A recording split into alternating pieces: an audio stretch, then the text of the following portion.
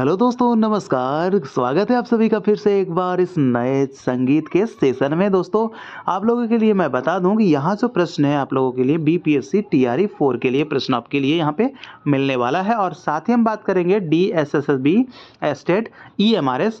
तो वो सब बच्चों के लिए भी थोड़ा सा आप लोगों के लिए भी जो है मदद मिलेगा यहाँ से। ये जो है आपके बीपीएससी टीचर एमसीक्यूज है, यानी कि बीपीएससी टीआरई 4 के लिए जो है यहाँ पे दिखने वाले हैं। जो पैटर्न रहता है बीपीएससी टीआरई 3 का या 2 का जो भी पैटर्न रहा था, तो उस पैटर्न पे ही आधारित यहाँ पे प्रश्न आपको देखने के लिए मिलेंगे। लेकिन क्या है दोस्तों, आप लोगों के लिए ऐसा नहीं है कि डीएसएसबी या फिर एस्टेट ईएमआरएस में पूछे नहीं जाएंगे, वहां भी समान रूप से पूछे जाएंगे। ठीक है, चलिए तो हमारे साथ सफर को शुरू कीजिए। पहला हमारा प्रश्न क्या पूछ रहा है दोस्तों? पहला प्रश्न है बी आर देवधर के गुरु कौन थे? देखिए दोस्तों, अगर आपको लगेगा कि मैं कुछ आप लोगों के लिए कर रहा हूं, मैं कुछ आप लोगों को सिखा पा रहा हूं, तो दोस्तों आप लोग उसके बाद कतई नहीं हिचकिचाइएगा, आप लोग चैनल को जरूर सब्सक्राइब कर लीजिएगा दोस्तों, क्योंकि आप ही लोग के लिए हम करते हैं। ठीक है, तो चलिए तो देखना है बी आर देवधर के गुरु कौन थे। देखिए, इनके गुरु की हम बात कर लेंगे दोस्तों, तो गुरु हो जाएंगे इनके पलूस्कर जी। ठीक है, बी आर देवधर के गुरु कौन हो जाएंगे? बी आर देवधर के गुरु पलूस्कर जी हो जाएंगे। और पलूस्कर जी जो है आपके, क्या इनको कहा जाएगा? ये 1901 ईस्वी में गंधर्व महाविद्यालय की स्थापना किए थे। टीआरई 3 के अंदर में ये प्रश्न पूछा गया है। ठीक है, तो किसने किया था ये पूछा गया है, तो पलूस्कर जी। देखिए, ओमकारनाथ ठाकुर की हम बात कर ले तो ओमकारनाथ ठाकुर के भी गुरु पलूस्कर जी थे। और पलूस्कर जी के गुरु की हम बात कर ले तो पलूस्कर के गुरु कौन थे? ईचल करंजीकर जी थे। और ईचल करंजीकर के गुरु कौन थे? तो वासुदेव बुआ जोशी। ठीक है, चलिए आगे देख लेते हैं। दूसरा नंबर हमारा प्रश्न है, इनमें से कौन सा घराना ख्याल और ध्रुपद के लिए प्रसिद्ध है? देखिए, घराना के बारे में पूछा जा रहा है कि कौन सा घराना है भाई जो ख्याल और ध्रुपद दोनों के लिए प्रसिद्ध है। इसका जवाब हो जाएगा आगरा। ठीक है, आगरा का संबंध जो है आपके फैयाज खां का रहा है।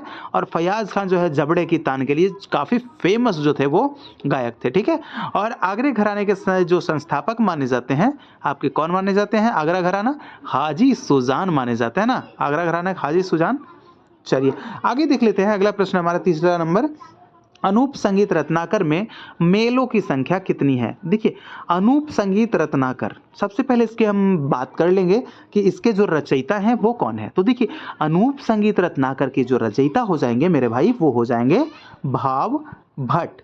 अनूप संगीत रत्नाकर, अनूप संगीत विलास। ठीक है, तो ये सब क्या है? ये सभी के जो लेखक हो जाएंगे आपके भाव भट्ट हो जाएंगे। ठीक है, तो भाव भट्ट की बात करें तो इन्होंने जो है कितने मेल माने हैं? जवाब तो यही पूछ रहा है ना, अनूप संगीत रत्नाकर, क्योंकि ग्रंथ तो उन्हीं का है ना। तो थोड़ा सा माइंड को जो है अप्लाई करना है और उसके बाद फिर जवाब दे देना है 20। ठीक है, अनूप संगीत रत्नाकर में मेलों की संख्या कितनी है? 20 हो जाएगी भाई। 14 किसने मेल माने हैं? तो 14 माने हैं अहोबल और श्रीनिवास जी ने। कितने मेल माने हैं? 14 मेल माने हैं। 15 किसने माने हैं? तो मेल राग वर्गीकरण यानी कि जो माधवाचार्य हैं, ठीक है, माधवाचार्य, उन्होंने ही 15 माने हैं, माधवाचार्य ने। ठीक है, चलिए आगे देख लेते हैं। अगला प्रश्न हमारा है चौथा नंबर, भाव भट्ट ने 18 रागों के कितने राग भेद बताए हैं? देखिए, राग कितने थे? 18 रागों के कितने जो है राग भेद बताए हैं? तो जवाब इसका क्या हो जाएगा दोस्तों? देखिए, जवाब इसका होने वाला है 148, 148 जो है राग भेद बताए हैं। किसके? तो 18 रागों के। ठीक है, प्रश्न को बहुत अच्छे से समझते चलना है दोस्तों। देखिए, अगर आपको मजा आ रहा होगा, आपको लग रहा है कि कुछ हम सीख पा रहे हैं, तो बिल्कुल आप लोग दोस्तों चैनल को सब्सक्राइब करके वीडियो को जरूर लाइक कर दीजिएगा, ताकि मैं समझ जाऊंगा कि आप लोग को जो है मेरा सेशन पसंद आ रहा है।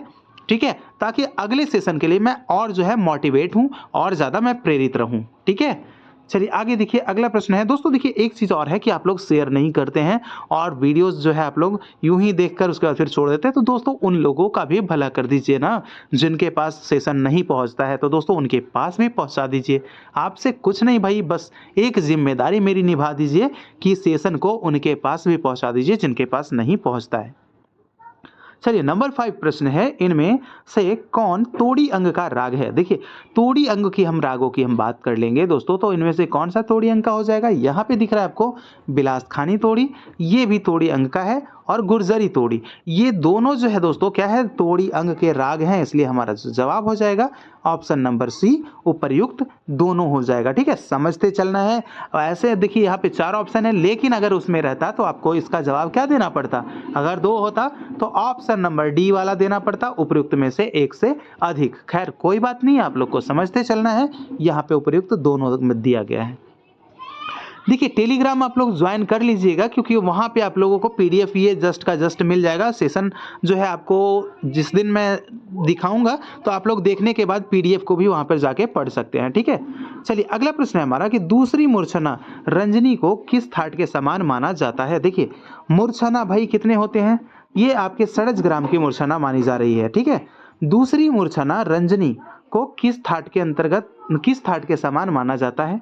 तो प्रत्येक ग्राम से कितनी मूर्छनाएं भाई, 7 मूर्छनाएं बनती है प्रत्येक से। तो पूछा जा रहा है दूसरी जो मूर्छना है वो क्या है। दूसरी तो एक तो यहाँ पे पता चल गया कि रंजनी है, और रंजनी को किस थाट के समान माना गया है, जवाब हो जाएगा बिलावल थाट के समान माना गया है। ठीक है, चलिए पहला जो है आपका मूर्छना कोई बताएगा मुझे, कमेंट कीजिए फटाफट कि 6.5 ग्राम की पहली मूर्छना का क्या नाम है और कहाँ से वो स्टार्ट होते हैं। देखिए 6.5 ग्राम की पहली मूर्छना जो है उसका जो है सा स्वर से स्टार्ट होता है। ठीक है, सा स्वर से वो जो है उनका प्रारंभिक स्वर क्या है, सा है। आगे देखिए अगला प्रश्न है, क्या पूछ रहा है यहाँ पे, राग बसंत का गायन समय बताएं। देखिए बसंत की जो गायन समय हो जाएगी दोस्तों, इसका जो गायन समय हो जाएगा इसका क्या होगा, रात्रि का अंतिम पहर। राग बसंत कब गाया जाता है, रात्रि के अंतिम पहर में गाया जाता है। और बात कर ले इसके साथ ही साथ बसंत में, तो इसमें मध्यम का कैसा रूप प्रयोग होता है, तो आपको याद रखना है कि तीव्र मध्यम का प्रयोग होता है, मध्यम का तीव्र रूप प्रयोग होता है। ठीक है, किसमें, बसंत में। और बसंत क्या है, मौसमी राग है ना भाई। चलिए आगे देख लीजिए, इनमें से कौन देशकार का संप्रकृति राग है। देखिए देशकार, ठीक है, देशकार पेशकार मैंने बताया था, देशकार पेशकार क्या, भूपाली क्या करता है, पेश करता है, तो देशकार का क्या हो जाएगा, भूपाली। तो इनमें से जो है कौन देशकार का, तो देशकार का हो जाएगा भूपाली। अगर भूपाली का पूछेगा संप्रकृति राग तो फिर इसका हो जाएगा देशकार। तो यानी इधर का उधर और उधर का इधर, यानी कि जो है दोस्तों आपको याद रखना है, कान बहुत अच्छे से पकड़ लेना है। इस हाथ से वो कान भी पकड़ सकते हैं और उस हाथ से वो कान भी पकड़ा जा सकता है। तो इसलिए दोनों एक दूसरे के संप्रकृति राग होते हैं, इसीलिए। ठीक है, अगर आप नहीं देखे हैं तो और मैंने एक सेशन करवाया है, इससे पहले का जो सेशन है वो रागों के संप्रकृति राग के बारे में ही सेशन है। आप लोगों को मैं जो है डिस्क्रिप्शन बॉक्स में उसका लिंक दे दूंगा, आप लोग देख लीजिएगा उसको। ठीक है, चलिए आगे देख लेते हैं। अगला प्रश्न है, राग जय जयवंती किस थाट से किस थाट में प्रवेश करता है। देखिए जय जयवंती क्या है, हम लोग जानते हैं कि राग ये क्या है, राग क्या है, ये कैसा है, प्रमेल प्रवेशक है। ठीक है, प्रमेल प्रवेशक राग है ये आपका। तो प्रमेल प्रवेशक राग क्या होता है कि एक थाट से जो दूसरे थाट में प्रवेश कर जाता है वो प्रमेल प्रवेशक राग कहलाता है। तो राग जय जयवंती है, किस थाट से किस थाट में प्रवेश करता है, जवाब क्या होगा दोस्तों, इसका जवाब हो जाएगा ऑप्शन नंबर ए, खमाज से काफी। ठीक है, राग जय जयवंती का थाट हो जाएगा कहाँ से कहाँ प्रवेश करता है, खमाज से थाट में, ये आपके काफी में प्रवेश करता है। अगला प्रश्न हम देख लेते हैं, 10वां नंबर का हमारा क्या प्रश्न है, राग मुल्तानी प्रमेल प्रवेशक राग है। देखिए खुद यहाँ पे बताया है कि राग मुल्तानी जो है आपका प्रमेल प्रवेशक राग है, क्योंकि यह क्या होता है, कहाँ से, यानी कि हम लोग जानते हैं ना भाई कि एक थाट से दूसरे थाट में प्रवेश कर जाते हैं। ठीक है, तो कौन से थाट से कौन से थाट में, क्योंकि ठीक है, क्योंकि तोड़ी से पूर्वी थाट में प्रवेश कर जाता है भाई। ठीक है, इसीलिए क्या है, प्रमेल प्रवेशक राग है। ठीक है, चलिए आगे देख लीजिए। अगला प्रश्न है हमारा, दरबारी कान्हड़ा राग है। दरबारी कान्हड़ा जो राग है वो कैसा राग है, तो दरबारी कान्हड़ा आपका हो जाएगा कौन सा, ये कान्हड़ा अंग का राग है, ये आपका पूर्वांग प्रधान राग माना जाता है। कैसा, पूर्वांग प्रधान राग माना जाता है दरबारी कान्हड़ा। ठीक है, चलिए आगे देख लीजिए। अगला प्रश्न है हमारा, ताल के 10 प्राण का उल्लेख सर्वप्रथम किस ग्रंथ में मिलता है। भाई इंपॉर्टेंट प्रश्न है। ठीक है, इसको जरा कुछ नहीं तो VVI जरूर लगा लीजिएगा। तो आपको बताना है क्या है कि ताल के 10 प्राण का उल्लेख सर्वप्रथम किस ग्रंथ में मिलता है। जवाब क्या होने वाला है 12 नंबर प्रश्न का, इसका जवाब हो जाएगा संगीत मकरंद। यानी संगीत मकरंद जो है किनकी पुस्तक है, तो नारद की ग्रंथ है भाई, नारद की ग्रंथ है। और इसी में बताया गया है ताल के 10 प्राण का उल्लेख किया गया है सबसे पहली बार। चलिए आगे देख लीजिए। अगला प्रश्न है 13 नंबर, रुद्र ताल में कितने विभाग होते हैं? देखिए इससे रिलेटेड अगर आ गया ना रुद्र ताल का, तो इससे रिलेटेड एक प्रश्न पूछे जाते हैं, वो क्या पता है? वो पूछा जाता है कि किस ताल में समान मात्रा और समान विभाग होते हैं। तो भाई यही आपका रुद्र ताल है जिसमें कि 11 मात्रा भी और 11 विभाग भी होते हैं। ठीक है, देखिए दोस्तों सेशन मजा आ रहा होगा तो बिल्कुल आप लोग चैनल को सब्सक्राइब जरूर कर दिएगा दोस्तों, कोई बेईमानी नहीं, बिल्कुल प्यार से सब्सक्राइब जरूर कर दिया कीजिएगा। देखिए तो रुद्र ताल में कितने विभाग होते हैं? तो भाई यही एक ताल है जो समान मात्रा और समान विभाग वाला है। तो रुद्र ताल में विभाग कितना? 11 और मात्रा भी कितना? 11। ठीक है, 11 मात्रा 11 विभाग के ताल है रुद्र ताल। आगे देख लीजिए, अगला प्रश्न हमारा है कि कर्नाटक की 8 ताल जैसी हिंदुस्तानी ताल कौन है? दोस्तों देखिए TRE 3 का प्रश्न है, आप लोग को ध्यान देना है, ये पूछा गया था TRE 3 में, अभी हाल फिलहाल के प्रश्न है। तो कर्नाटक की 8 ताल जैसा हिंदुस्तानी ताल कौन सा है? इसका जवाब क्या हो जाएगा? देखिए 8 ताल में मात्रा कितने? 12। और हमारे कौन सा इसमें ताल है जिसका कि मात्रा 12 होगा? तो ये आपका 4 ताल है, इसका मात्रा कितना है? 12 है। झुमरा का कितना है? 10 है। आड़ा 4 ताल कितना मात्रा है? चलिए फटाफट आप लोग कमेंट कीजिए। ब्रह्म ताल का कितना मात्रा है? चलिए आप लोग फटाफट कमेंट कीजिए। तो कर्नाटक का जो 8 ताल है उसके जैसा हमारा क्या होगा? 4 ताल होगा या चौताल। अगला प्रश्न है हमारा कि गुलाम अब्बास के गुरु कौन थे? देखिए गुलाम अब्बास के हम गुरु की बात कर ले तो ये इनके गुरु जो थे वो कौन से घराना है इनका? कौन सा है? पहले घराना देखिए हम जानेंगे कौन सा घराना है। आगरा घराना है इनका। ठीक है, आगरा घराना। और आगरा घराने के कौन है यहाँ पे? जवाब देखें तो यहाँ पे घग्गे खुदा बख्श हो जाएंगे। तो गुलाम रसूल के जो गुरु हैं दोस्तों ये कौन है? ये घग्गे खुदा बख्श जो है ये आपके गुलाम रसूल के गुरु हैं। आगे देख लीजिए, अगला प्रश्न है तो देखना है बहारो फूल बरसाओ किस राग पर आधारित फिल्मी गीत है? तो दोस्तों इसका जवाब क्या हो जाएगा? इसका जवाब जो हो जाएगा आपके, ये आपने सुना ही होगा, बहारो फूल बरसाओ मेरा महबूब आया है। तो ये आपके हो जाएंगे कौन सा? शिव रंजनी। ठीक है, शिव रंजनी राग पर आधारित ये गाना है। ठीक है, बहारो फूल बरसाओ मेरा महबूब आया है, मेरा महबूब आया है। तो दोस्तों यही गाना था आपका। राग कौन सा है? शिव रंजनी पर आधारित है। ठीक है, चलिए आगे देख लेते हैं। दादरा ताल किस प्रकृति की ताल है? दोस्तों दादरा की प्रकृति कैसी है? दादरा की मात्रा कितनी है?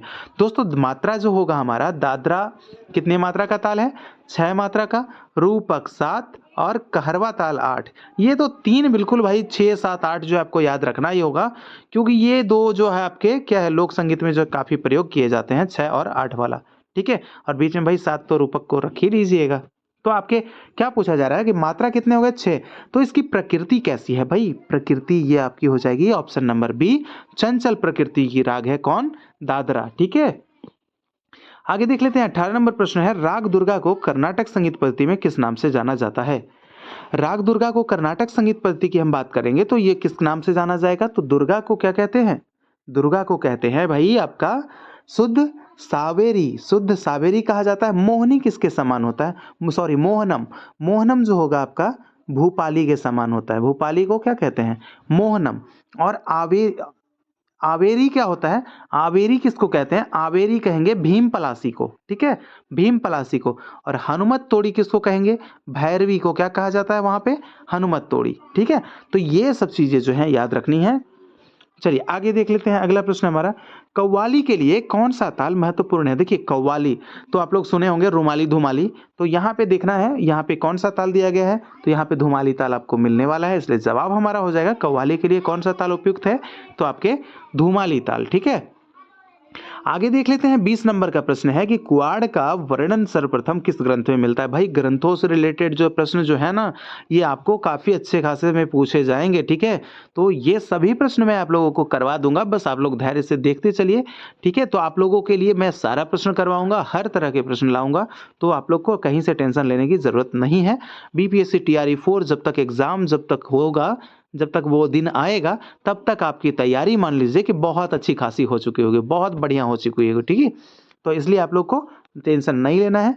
तो चलिए बताना है कि कुआड़ का वर्णन सर्वप्रथम किस ग्रंथ में मिलता है? जवाब क्या होगा? देखिए कुआड़, आड़ कुआड़ ब्याड़ आप लोग नाम सुने हैं ना, तो वही है आपका कुआड़, यानी इसको क्या कहते हैं? कुआड़ को क्या बोलते हैं?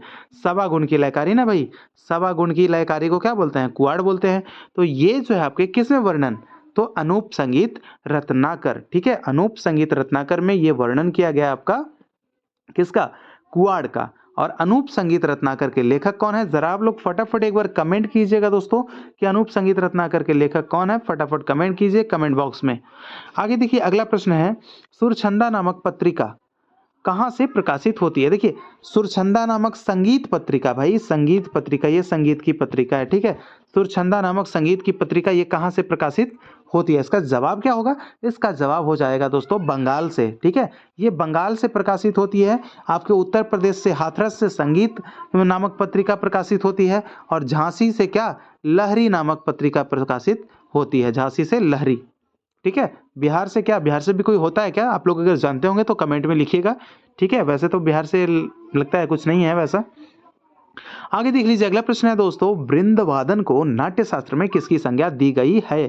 देखिए वृंदवादन, वृंदवादन को क्या कहते हैं नाट्य शास्त्र में, मैं बात कर लूं पहले। देखिए ऑर्केस्ट्रा जो है आपका, इसको पाश्चात्य संगीत में क्या कहा जाता है। अगर पूछता कि वृंदवादन को पाश्चात्य संगीत में क्या कहते हैं, तब हो जाता कि ऑर्केस्ट्रा कहते हैं, पाश्चात्य में ऑर्केस्ट्रा कहते हैं। लेकिन यहाँ पे वृंदवादन को नाट्य शास्त्र में किसकी संज्ञा, तो कुतुब की संज्ञा दी गई है, जो कि आपके क्या होते हैं, एक प्रकार के समूह में जो है गान होता है। ठीक है, चलिए आगे देख लेते हैं। 23 नंबर का है, पूर्वी गीतों के निर्माता किनको माना जाता है। पूर्वी, भाई पूर्वी के जादूगर या फिर पूर्वी गीतों के निर्माता, वो व्यक्ति कौन है, वो व्यक्ति हो जाएंगे आपके ऑप्शन नंबर ए में महेंद्र मिसिर। ठीक है, पूर्वी के जादूगर या फिर पूर्वी गीतों के निर्माता। आप लोग सुने हैं ना पूर्वी, भाई ये छपरा जिला के थे, और छपरा की जो है पूर्वी गीत जो है ना काफ़ी आज भी गाए जाते हैं, कुछ जो वैसे वैसे गायक है, बहुत मज़ा आता है भाई मुझे तो सुनने में। तो हो गया आपके महेंद्र मिश्र। आगे देख लेते हैं अगला प्रश्न हमारा है, सवाई गंधर्व का मूल नाम क्या था। देखिए सवाई गंधर्व, इनका मूल नाम की अगर हम बात करेंगे दोस्तों, तो इनका मूल नाम क्या हो जाएगा, रामभाऊ कुंदगोलकर। ठीक है, और कुमार गंधर्व एक ऐसे व्यक्ति थे जिन्होंने क्या किया था, घराना परंपरा को मान्यता नहीं दी थी। ठीक है, लेकिन सवाई गंधर्व तो दिए थे, लेकिन कुमार गंधर्व जो है घराना परंपरा को नहीं मानते थे। ठीक है, रामभाऊ कुंदगोलकर किनका जो है मूल नाम है, वो सवाई गंधर्व जी का मूल नाम है। आगे देख लीजिए अगला प्रश्न है, अखिल भारतीय भास्कर राव संगीत और नृत्य सम्मेलन कहाँ आयोजित होता है। जवाब क्या होगा इसका, इसका जवाब हो जाएगा चंडीगढ़। ठीक है, अखिल भारतीय भास्कर राव संगीत और नृत्य सम्मेलन कहाँ होता है, तो चंडीगढ़ में होता है। आगे देखिए अगला प्रश्न हमारा क्या पूछ रहा है कि विनायक राव पटवर्धन किनके शिष्य थे। देखिए बात कर ले ओमकारनाथ ठाकुर के, या फिर B.R. देवधर के, या विनायक राव पटवर्धन के, या नारायण राव व्यास के, तो इन सभी जो नाम है ना भाई, ये शिष्य जो हैं किनके हैं, ये विष्णु दिगंबर पलुस्कर जी के शिष्य हैं। विनायक राव पटवर्धन, घराना क्या हो जाएगा इनका, ग्वालियर घराना इनका हो जाएगा। ठीक है, अब देख लेते हैं अगला जो हमारा प्रश्न है 27 नंबर, यानी कि तुलाजीराव भोसले का ग्रंथ है, यानी कि कौन सा ग्रंथ जो है दोस्तों, वो तुलाजीराव भोसले के द्वारा लिखा गया है। क्या संगीत समयसार, या संगीत सारामृत, संगीत पारिजात, या संगीत चिंतामणि। देखिए यहाँ पे हम बात करेंगे संगीत समयसार की, तो समयसार के जो लेखक हैं वो कौन है, पार्श्वदेव। ठीक है, ये आपके पार्श्वदेव कौन थे, तो भाई जैन धर्म के जो है ना, जैन धर्म के 23वें तीर्थंकर थे। ठीक है, कौन 23वें तीर्थंकर थे, कौन भाई, वो आपके जो संगीत समयसार के लेखक थे पार्श्वदेव। क्योंकि 24वें जो है आपके भगवान महावीर रहे हैं, और महावीर के बाद तो कोई तीर्थंकर हुए ही नहीं है। तो ये सब भी जो है एक्स्ट्रा जो है जीके जीएस वाले में भाई याद रख लीजिएगा। देखिए संगीत सारामृत, ये इनका जो लेखक है वो कौन है, तुलाजीराव भोसले, यही इनका ग्रंथ है संगीत सारामृत। संगीत पारिजात कौन हो जाएंगे, अहोबल। संगीत चिंतामणि आचार्य कैलाश चंद्र देव बृहस्पति। ठीक है, तो ये आपके सही जवाब हो गया ऑप्शन नंबर बी, संगीत आपका सारामृत। चलिए इनमें से घन वाद्य कौन है। देखिए घन को पहचानना है भाई, घन वाद्य वो होता है जिसको कि हम पीटकर बजाते हैं, तो घन वाद्य है इसमें आपको लिए दिया गया है। और घन वाद्य होने के साथ साथ वो ताल वाद्य भी है। कैसा वाद्य है, ताल वाद्य भी है। तो बताना है आपको कि ताल वाद्य होने के तो कौन सा है घन वाद्य, इसका जवाब होगा जल तरंग। जल तरंग क्या होते हैं भाई, प्याले होते हैं, उसमें 16 प्याले होते हैं, उसमें पानी भर दिया जाता है और मतलब उसको जो है पीट पीट कर बजाया जाता है। तो ये किसके अंतर्गत, ये आपके घन वाद्य के अंतर्गत आते हैं। कौन सा? जल तरंग। नाद स्वरम क्या है?